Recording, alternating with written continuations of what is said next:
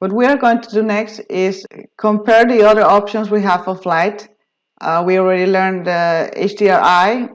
We are going to now learn V-Ray Sun and V-Ray IS, which are typical options that we would use for interior scenes, and also how that the sky portal works.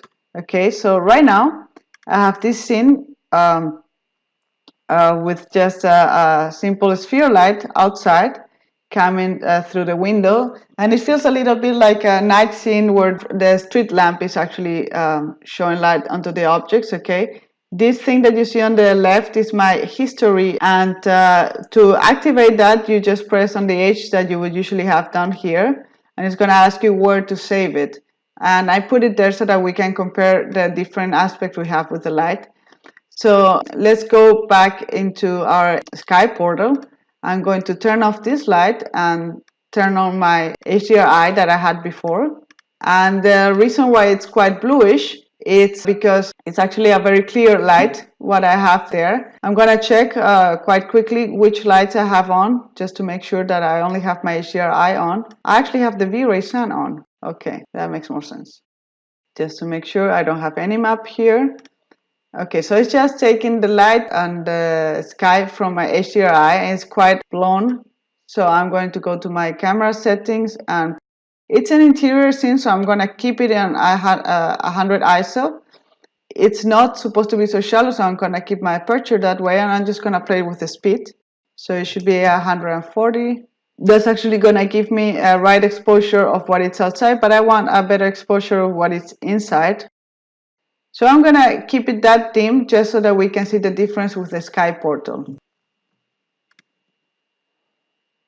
So now I'm going to turn on my sky portal, and I actually already created it. It's a light. It's a plain light, okay, and it should be exactly the size of the window, and also it should be pointing to the inside. And I'm going to turn it on. And right now what I see is that it's all going gray, and it's because right now it's just a plane. It's not behaving as a sky portal. I have to check on a sky portal down here. And now it's actually pretty much the same as what I had before. And the difference is that now the samples are going through the sky portal, and I can adapt how much is going to affect the diffuse. So I'm going to increase here the diffuse. And what the sky portal does, it brings the lights and the colors from the outside into the inside. And I'm going to save this. Okay, and this is the second one that's going to be B, and this is going to be A. And now I can compare my results. So basically this is with the sky portal, and this is without the sky portal. So in the right area, here you don't see so much, okay, but already with the sky portal you see that it's a lot less noisy.